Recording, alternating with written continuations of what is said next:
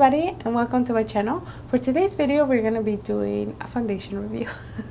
As you guys know, I love foundation. I love reviewing foundation, and I love telling you guys about different foundations. And for today's video, we're going to be reviewing the Dior Forever Undercover 24-Hour Full Coverage Foundation.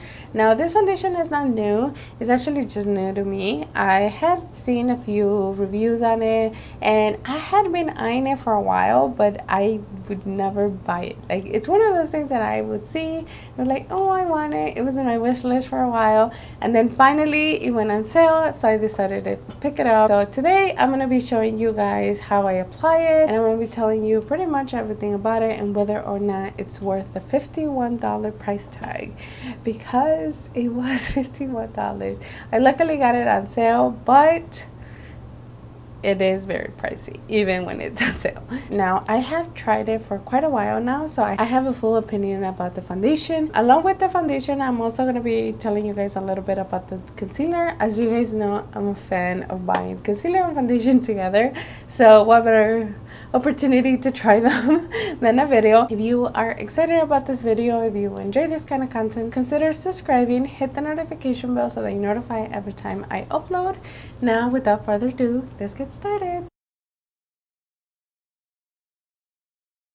We're gonna start by priming our face. Now, this foundation does says that it's full coverage and it's very lightweight and it has a matte finish. So for primer, I'm gonna be using my Makeup Revolution Pure primer. I like to use products like this, especially when I'm gonna do full coverage foundation, only because I do want to have that nice blank canvas. And for the rest of my face, I use the Glossier Futuredew Oil Serum. Now, this is actually a pretty new product to me. I've only used it a few times, but I really love the finish that it gives my skin and the perimeters of my face. For the foundation, I've tried it quite a few times before doing the review, obviously. And for me, I don't notice a major difference in whether you use it with the brush or with the sponge. My preferred method is definitely with the sponge, but I'll show you guys how it looks with the brush as well. Now, the first thing I'm going to do is I'm going to shake this foundation really good, because I don't know if you guys could hear it, but it's very liquidy. So you have to make sure that you shake it pretty good so that all the pigment and everything is nice and combined. I'm going to start with this side, and I'm going to be blending this side with the sponge. And this is the Dior Forever Undercover 24-Hour Full Coverage Water-Based Foundation. This foundation comes in 25 shades, and I have mine in the shade 21 Linen. This fluid water-based 24-hour foundation blends full coverage with a lightweight formula to deliver a natural matte second skin finish that goes from day to night. The key benefits for this foundation is full coverage, 24-hour wear, and a natural matte second skin finish. And this is how it looks. This is the side with the foundation and with no foundation.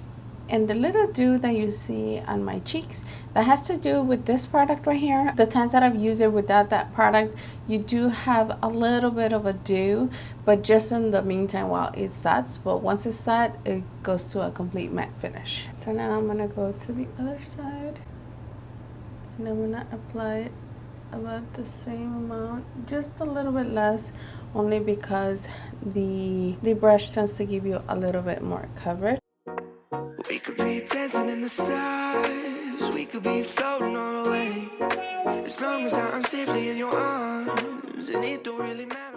And as you can see with the brush, obviously you get a tiny bit more coverage, but it gives you almost the exact same finish. You probably in the camera you see this side a little more dewy, only because it was with the sponge, but on this side a little less dewy, and you still get the same amount of coverage. This foundation is actually pretty good for those of you that have very oily skin, or that you're looking for something that is very lightweight. You could definitely use something like this. It's a water-based foundation, so it definitely is going to give you that little hydration without looking oily. And as you can see, I did use a little bit more than usual, and you do get a nice I would say it's more of a medium coverage, only because I'm still able to see my freckles and my skin does feel very smooth. It is very tacky when you first apply it, and it definitely transfers. So this foundation, you definitely have to set it. I'm gonna apply a little bit more just so that you guys could see how buildable it is and how much coverage you can actually get. So I'm just gonna apply that amount, and same on this side, I'm gonna blend it with the sponge, and the other side I'm gonna do it with the brush.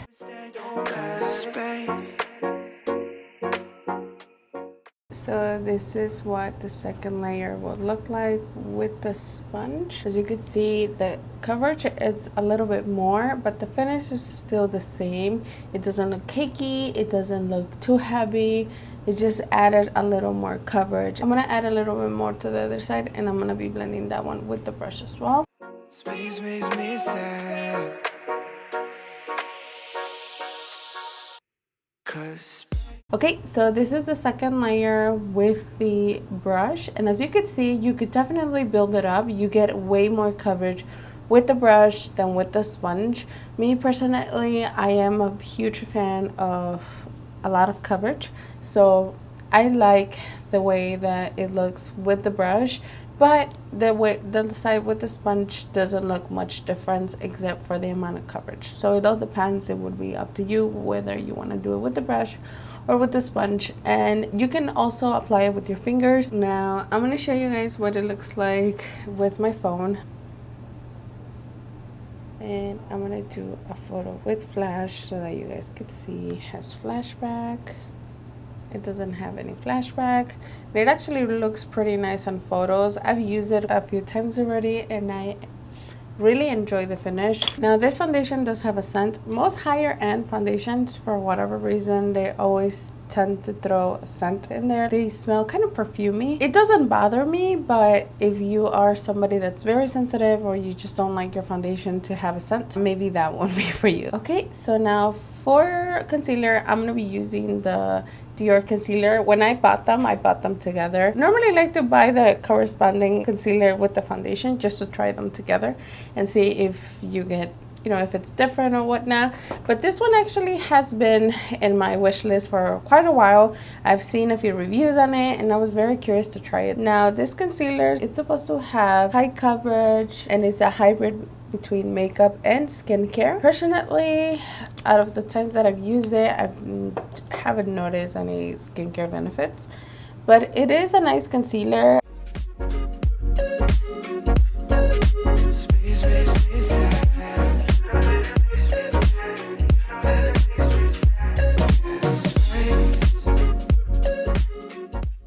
Okay, and this is what the concealer looks like. This concealer says is high coverage, long wearing, and whatnot. For me personally, I've tried it. Like I said, I've tried these products for quite a while now, and honestly, I don't think it's full coverage, and I don't think it's as long wearing as they make it seem.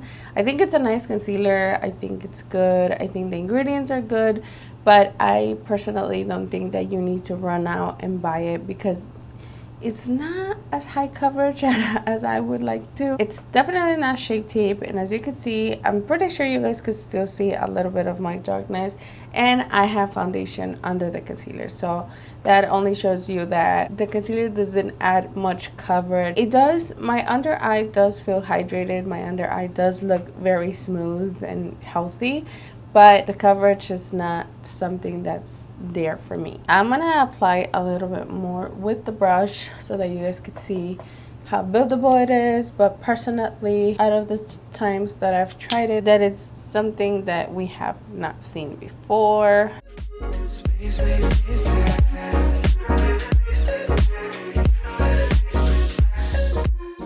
And that's how it looks with the brush. Same, I don't think that it added much coverage or anything like that. So for me, the concealer, it's okay. It's a nice concealer, but it's not something that I'm super thrilled about or that I would tell you to run out and buy it. It's a good concealer.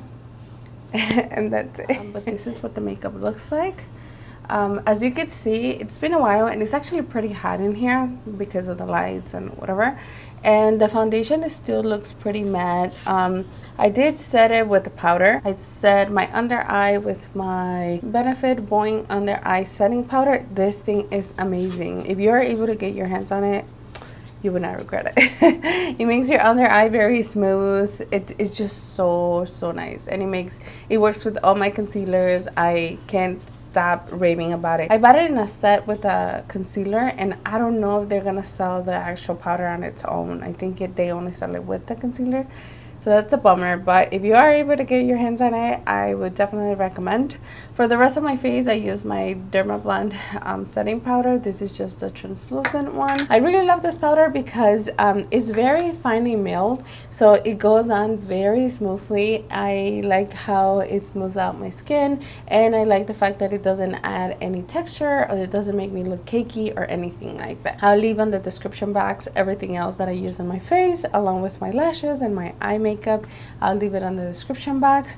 But overall, this foundation, it's a win-win for me personally. This is one of the only foundations that I've found that it's really lightweight, and it does give you really nice coverage. As you guys saw, me applying it with the brush and just adding two very thin layers gave me very nice coverage. That's something that I really enjoy. I also enjoy the fact that it doesn't settle into my fine lines. I don't notice that it emphasizes any texture. I don't notice that it creates any weird patches or anything like that. It also doesn't cling into my dry spots, because I do have a few dry spots on the bottom, and I've never noticed that it kind of clings on there or anything like that. So overall, it's a really good foundation. If you have very oily skin, I would definitely recommend you giving it a try, because it does have full coverage, it does dry into a matte finish, and it works very nicely. I did add some dewy drops underneath, only because I do tend to be very dried on the perimeters of my face. So for me, the times that I've used it on its own, I do notice that it could look a little dry, because it does have a very matte finish. So for me, it's important to mix it with other things. But if you do have very oily skin, I would definitely recommend giving it a try. The only downside to this foundation is it only comes in 25 shades, so it's very hard to find. I mean, for me, it was a little hard to try to find what shade to get. Luckily, I got the right one, and it doesn't look, it matched me pretty good, but I can see how other people wouldn't be able to find their shade, because some of them are very pink and some of their ones are very like warmish, but they have more of a peachy undertone, so it's a little hard to find a shade. This has the texture of the MAC Face and Body. Like when you compare them, the two, the texture is very similar, but the MAC Face and Body hardly has any coverage, whereas this one has a lot of coverage, and I really enjoy that. I enjoy foundations that have more coverage, only because it's very easy to either, if you want very high coverage, you can add a little bit more, or if you just want kind of like a tint, you could even mix it with your moisturizer and apply it to your face, and you would be good to go. Did you need to spend $50 on a foundation?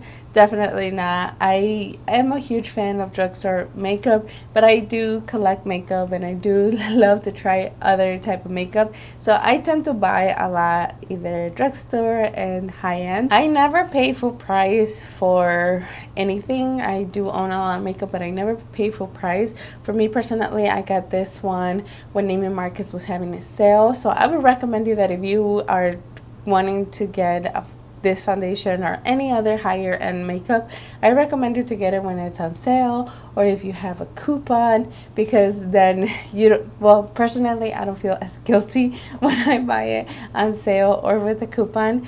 But if you were curious about this foundation, if you've been eyeing it for a while, I would definitely recommend something like this. If you have very oily skin, or if you just want something that's very lightweight but that it has a lot of coverage. And this is what the makeup looks after 9 hours. As you can see, everything is still in place. My blush, my bronzer, my highlight still there. My nose doesn't look as oily. I did wear a mask, and as far as my chin goes, it's starting to look a little dry, but I'm not 100% sure if it has to do with the new product that I use. But other than that, thank you so much for watching. Let me know in the comments if you tried either the foundation or the concealer. For me, like I told you guys, the concealer is like, the foundation was the start of the show, definitely. But let me know in the comments if you tried them, if you like them, if you didn't, or if there's any other higher end foundation that you be wanting to try it, or you want to see a review on. I would gladly record it for you. So let me know in the comments. Please don't forget to like, share, and subscribe. And I'll see you guys on the next one.